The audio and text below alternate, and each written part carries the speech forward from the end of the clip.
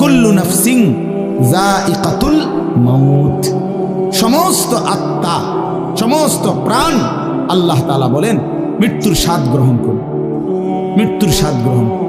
কুল ইন্নাল মাউতাল্লাযী তাফিররুনা মিনহু ফাইন্নাহু মুলাকীকুম। আল্লাহ তাআলা বলেন, হে নবী আপনি বলে দেন, ও দুনিয়াবাসী, মৃত্যু থেকে তোমরা যেখানেই পলায়ন করো না কেন, মৃত্যু তোমাদের সাথে সেখানে গিয়েই নিজেই মোলাকাত করো, সাক্ষাৎ করবে।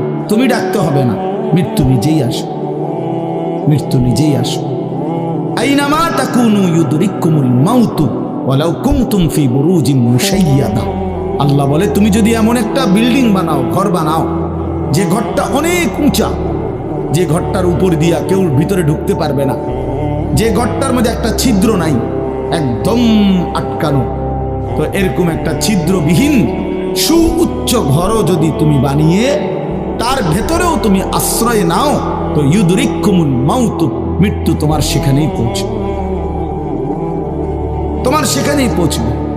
প্রিয় ভাই আমার, বন্ধু আমার, নওজোয়ান সাথীরা আমার, মৃত্যু এক অনিবার্য বাস্তবতা, চিরন্তন বাস্তবতা। এটা গ্রহণ করতেই হবে। হাসলেও মরতে হবে, কাঁদলেও মরতে হবে, সুখেও মরতে হবে, দুঃখেও মরতে হবে।